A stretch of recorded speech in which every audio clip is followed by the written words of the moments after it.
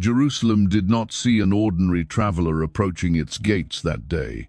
It saw a man at the center of a mystery that heaven had been unfolding for generations. The roads were already crowded with pilgrims. Passover had drawn multitudes from every direction, and the holy city breathed with the noise of expectation, memory, and religious devotion. Yet, into that atmosphere of national longing, Jesus came with a deliberate calm that stood apart from every earthly vision of power. He did not arrive by accident, and he did not move without purpose. Before entering the city, he sent 2 of his disciples ahead with precise instructions. They were to find a young donkey, one that had never been ridden, and bring it to him. At first glance, it seemed like a small practical detail, but Scripture had already spoken of such a moment. Long before the crowd spread garments on the road, long before voices rose in celebration, the prophets had declared that Zion's king would come humble, riding on a donkey. What appeared simple in the eyes of men was, in truth, charged with prophetic meaning. And so Jesus mounted the animal, not like a conqueror intoxicated by applause, but like a king whose authority did not depend on swords, chariots, or Roman approval. This is where the scene begins to confront the heart. Because if you had stood there among the people, you might have expected strength to look louder, sharper, more forceful. But heaven's king entered in meekness, and in that meekness there was majesty. The reaction was immediate.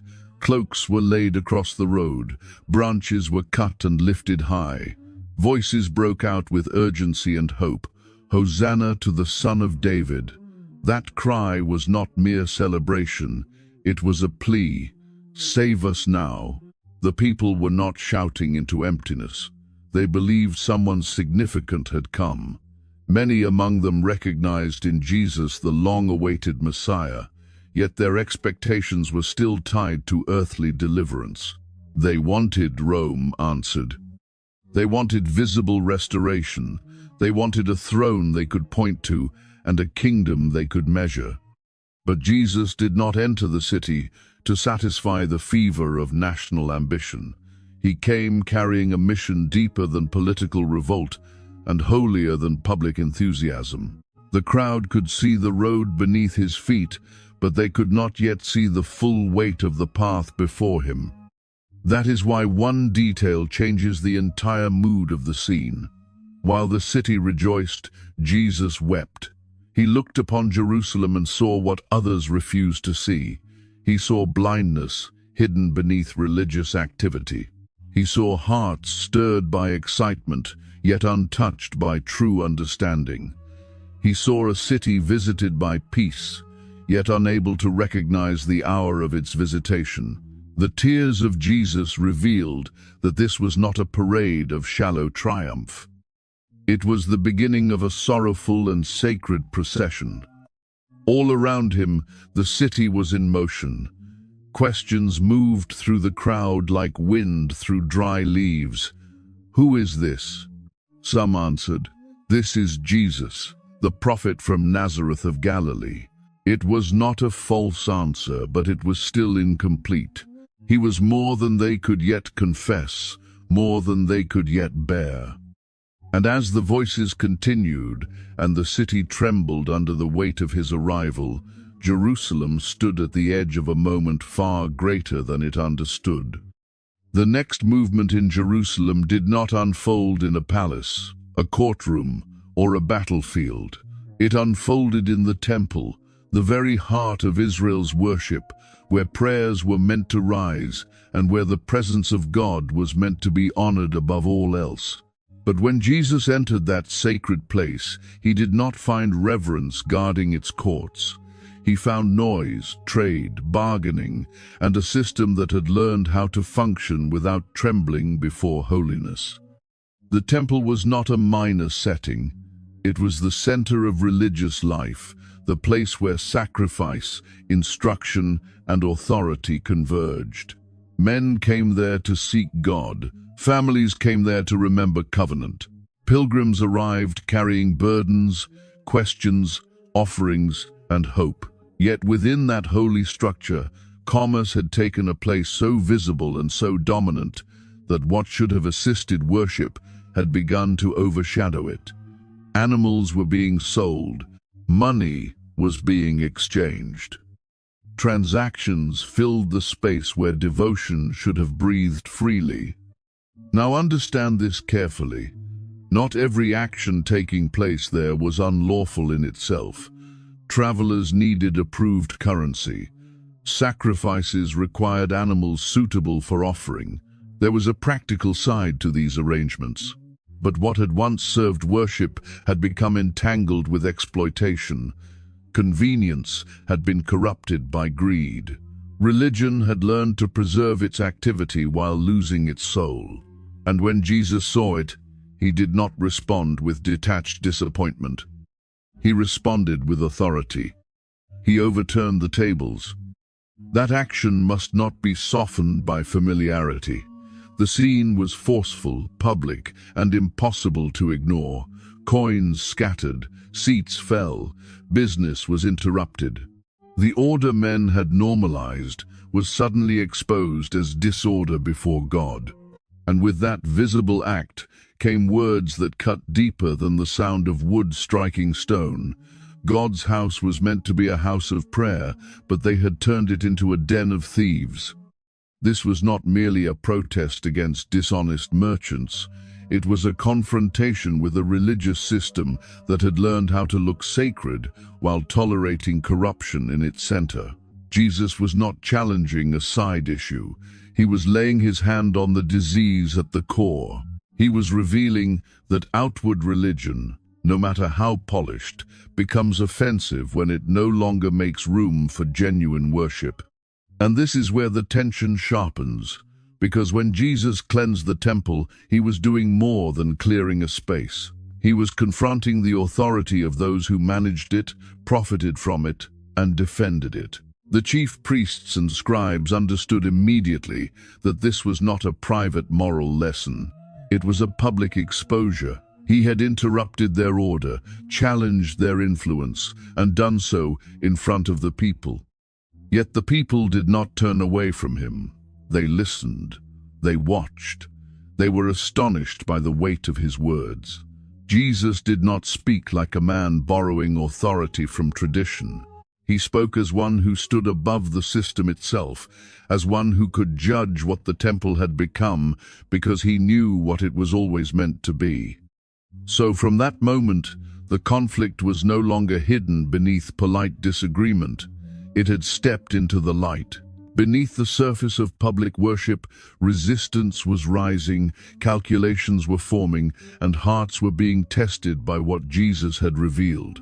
Because once truth walks into the center of corruption and names it for what it is, nothing remains untouched. Not every turning point in history begins with a shout. Some begin in whispers, behind closed doors, in rooms where no crowd is gathered and no trumpet is heard. Jerusalem was still alive with movement, still full of pilgrims, still echoing with questions about Jesus. The people had seen his authority. They had heard his words. They had watched him confront what others feared to touch. But while many stood in wonder, others stood in calculation. The religious leaders were no longer dealing with a passing disturbance. Jesus had become a threat to the order they protected, the influence they guarded, and the system from which they drew their power. His words exposed what they wanted concealed. His presence stirred the people in ways they could not easily control, and because of that, opposition deepened into resolve. This was no longer irritation, it was intention. Yet they faced a problem. They could not move against him openly in the daylight, not while the people still listened with awe. Public action carried public risk. The city was crowded, emotions were high, and Jesus remained surrounded by those who regarded him with admiration, curiosity, or hope. So the hostility that burned in public had to become strategy in private. They would not seize him in the marketplace of voices. They would wait for a quieter hour. This is where the darkness of the story sharpens, because betrayal does not first appear as violence. It appears as consent. It takes form when a heart steps across a line known only to God. Among the 12, Judas Iscariot still walked in the same outer circle. He had heard the same teachings, seen the same signs, and stood near the same master. To the eye, he remained one of them. But proximity to truth is not the same as surrender to it. A man may stand close to holy things and still keep another loyalty hidden within him. And this is one of the most sobering truths you must face when reading this scene. Nearness does not always mean faithfulness. The Gospels reveal that Judas went to the chief priests. He was not dragged there, he was not forced there. He moved in their direction by his own will and offered them what they had been seeking: access, not rumor, not theory, access from within. He knew where Jesus went. He knew his patterns. He knew how to find him away from the multitude, away from the public eye, away from the protection that a crowd can unintentionally provide.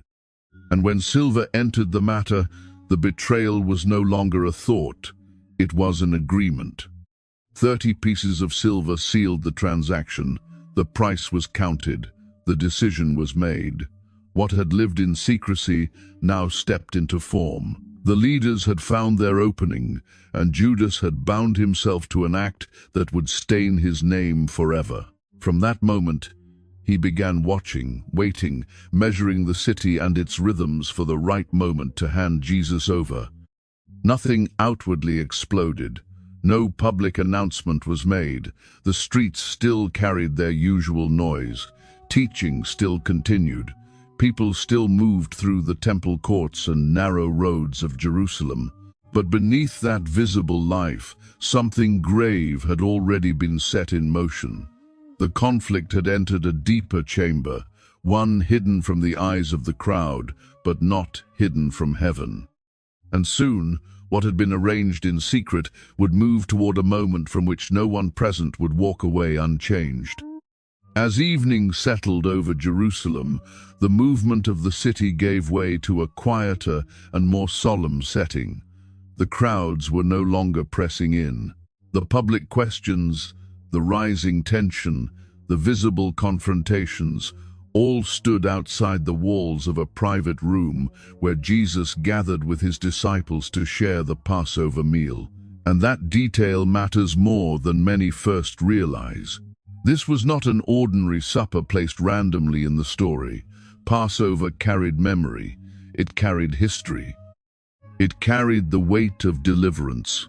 Every element on that table spoke of Israel's past, of bondage in Egypt, of blood on the doorposts, of judgment passing over, of a people brought out by the mighty hand of God. Yet on this night, in that upper room, Jesus would take what had long pointed backward and begin to turn it forward. Before the meal unfolded fully, he did something that no one in that room expected.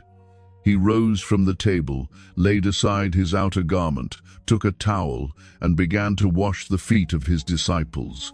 This was not a gesture of polished symbolism designed to impress. In that world, foot washing belonged to the lowliest servant. Roads were dusty, sandals were open, feet carried the evidence of travel fatigue and the common dirt of human life. And yet the teacher, the master, the one they called Lord, knelt before them and performed the task of one without status. That moment was more than humility on display.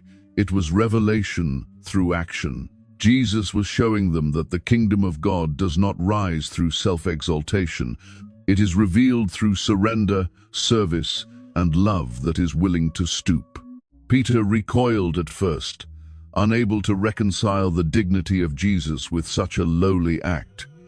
But Peter's resistance only exposed how deeply human instincts misunderstand divine greatness. Jesus made it clear that this act carried meaning beyond the surface, a meaning they would not fully grasp until later. In that room, holiness was not clothed in distance. It bent low enough to wash dust from weary feet. Then the meal moved deeper still. Jesus took the bread, gave thanks, broke it, and gave it to them with words that transformed the meaning of the table. He identified the bread with his body. Then he took the cup and spoke of his blood, not merely as symbol, but as the blood of a new covenant. This was the turning of an age within a single meal.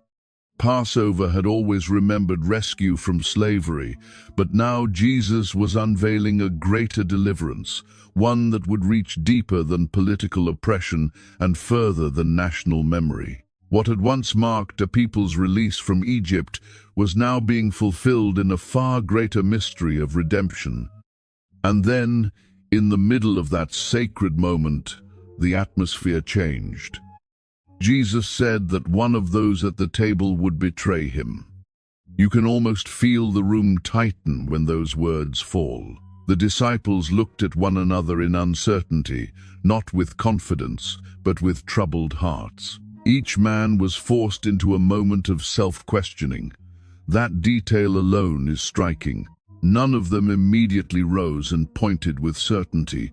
Betrayal had not yet taken a visible shape before their eyes. But Jesus knew. He spoke not as one guessing, but as one fully aware of what was already moving beneath the surface.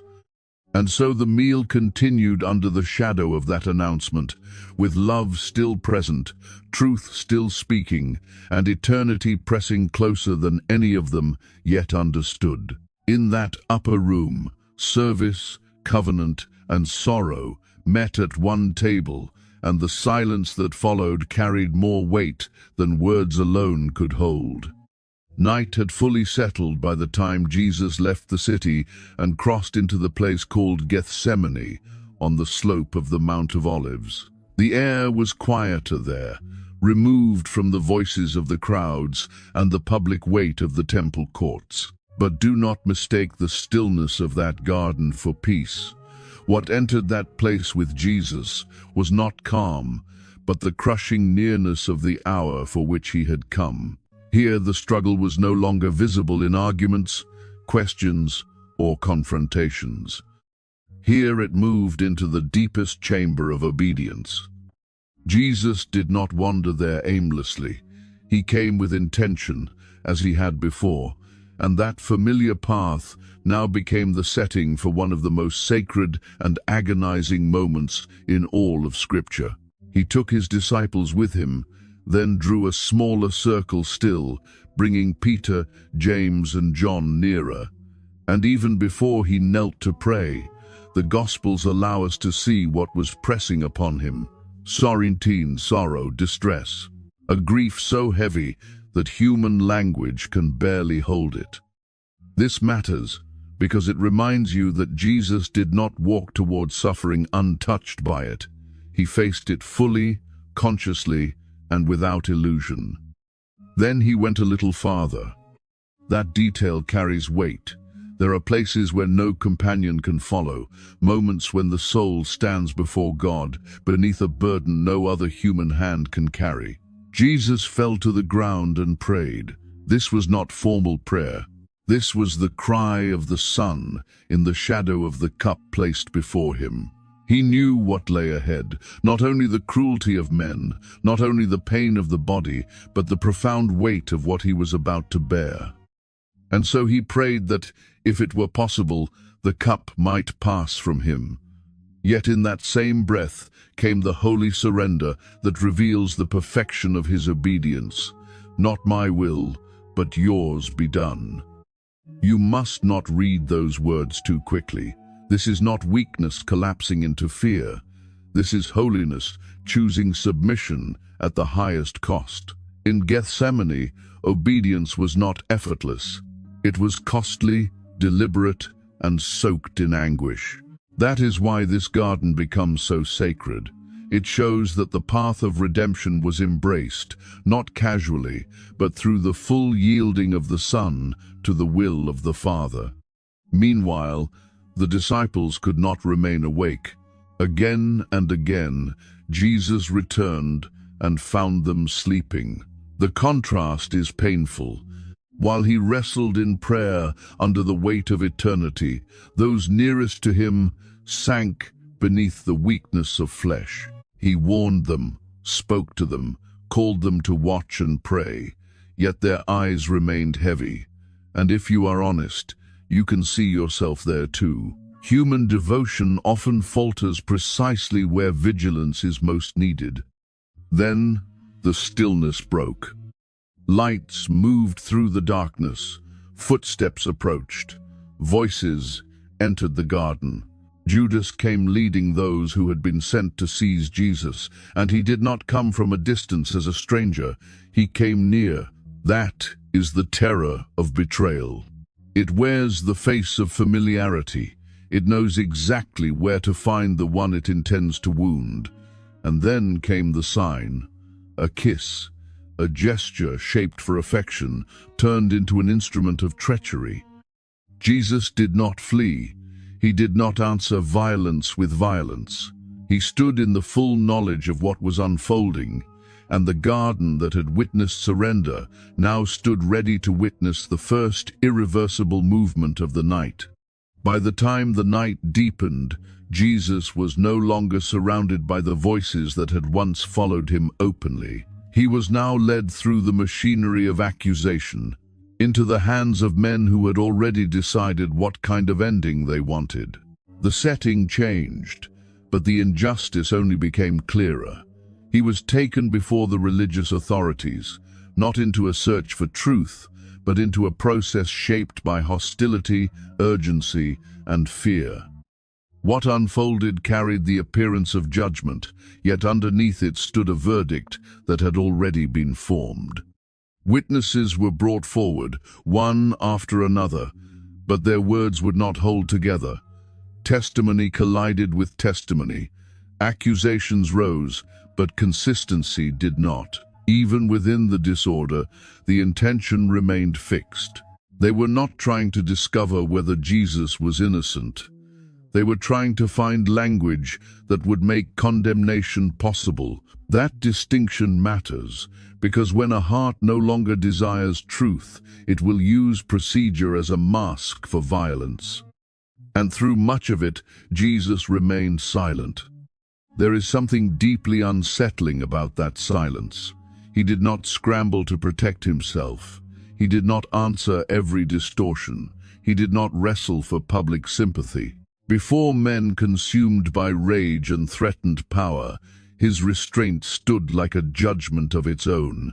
It was not the silence of confusion. It was the silence of one who knew exactly where this path was leading and refused to step outside the will of the Father to escape it. Then the high priest pressed the matter directly. He asked whether Jesus was the Messiah, the Son of God. At that moment, Jesus answered with clarity. No evasion, no softening, no retreat. And with that answer, the room reached the conclusion it had been waiting to perform. They declared him guilty of blasphemy. Outrage filled the chamber. Reverence disappeared. Mockery took its place. The one who had spoken truth was treated as though he were the offender. Yet, while that scene unfolded inside, another one was unfolding nearby, and it revealed a different kind of collapse. Peter had followed at a distance. He had not abandoned the night entirely, but neither had he stood near with open courage. He lingered close enough to see, yet far enough to remain hidden if he could. Then came the recognition. A voice noticed him. Another pressed the matter. Someone linked him to Jesus. And under the pressure of fear, Peter denied what he once declared with confidence. Not once, not twice, 3 times. Each denial cut deeper than the last. The one who had sworn loyalty now severed himself with his own words. And then, as the rooster crowed, memory struck him like a blade. Jesus had spoken of this very moment, and now it stood before him in full reality. Peter's failure was not small. It was bitter, exposed, and deeply human. In him you see how fragile human strength becomes when courage is tested in the dark. When morning drew near, Jesus was taken before Pilate, the Roman governor. The religious charge alone would not be enough in Roman hands, so the accusation was reframed. Now the issue was kingship, political threat, possible rebellion. Pilate questioned him and found no clear guilt worthy of death. Even so, innocence does not always prevail, where power fears unrest. Pressure mounted, voices demanded judgment. The crowd, shaped by influence and stirred toward fury, pushed the moment forward. And Pilate, though unconvinced, gave way. That is how injustice often triumphs for a time, not always through belief, but through cowardice. The sentence was set, the authority of Rome had spoken, and the night of betrayal had now become the morning of condemnation. From that point on, the path before Jesus narrowed into something final, public, and terrible. The sentence had been spoken, and the road ahead was no longer hidden. Jesus was led outside the city, away from the center of religious life, away from the courts where accusations had been shaped, toward the place where Rome displayed its power with merciless clarity. This was the way of the cross, not merely a path through stone streets and hostile voices, but the visible march toward the very center of the week's meaning. Every step carried the weight of rejection, suffering, and divine purpose, moving together in one terrible procession. He bore the cross until physical exhaustion overcame his strength, and a man named Simon of Cyrene was compelled to help carry it. That detail is not incidental. It reminds you that this suffering was not symbolic theater. It was bodily, crushing, and real. The Son of God was not floating above pain. He was entering it fully. He walked beneath wood, beneath shame, beneath the gaze of those who watched with hatred, confusion, grief, or morbid curiosity. And still he moved forward. The place was called Golgotha, the place of the skull. There Jesus was crucified. Nails were driven. His body was fastened to the instrument of Roman execution. Above him was placed the charge written for all to read, King of the Jews. Some intended it as mockery, an insult cast over a condemned man, yet even in mockery, truth stood over his head. They meant to ridicule a claim. Heaven allowed them to proclaim a reality they did not understand. He was crucified between two others, counted among transgressors, as the scriptures had long foretold. Even there, in the horror of public execution, prophecy was not broken. Nothing had slipped out of the hands of God. Men acted from envy, fear, cruelty, and pressure. Yet above all their motives, a greater design remained unshaken. This is what makes the cross so overwhelming. It is the place where human sin reveals its ugliest face, and where divine purpose continues without failing. From the cross, Jesus spoke words that still pierce the conscience. He spoke forgiveness where vengeance would have seemed justified. He extended mercy in a place ruled by brutality. He entrusted, he endured, he declared. And then came the words that stand like thunder over the whole scene. It is finished.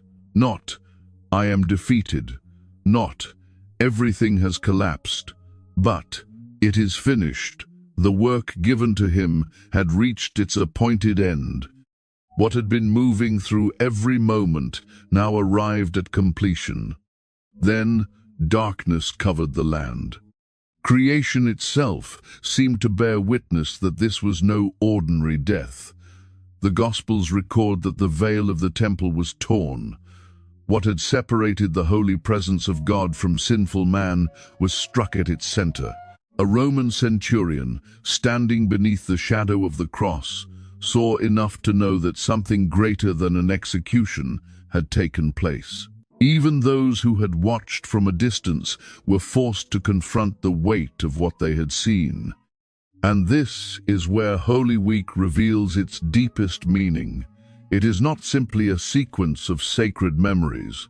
It is the unveiling of a purpose that ran through every cry, every warning, every act of obedience, every betrayal, every sentence, and every wound. The cross is not the collapse of the story. It is the point toward which the whole story was moving. What looked to many like the triumph of darkness became the place where love, justice, mercy, and sacrifice met with absolute precision. And once you see that, you can never look at that hill, that cross, or that king the same way again.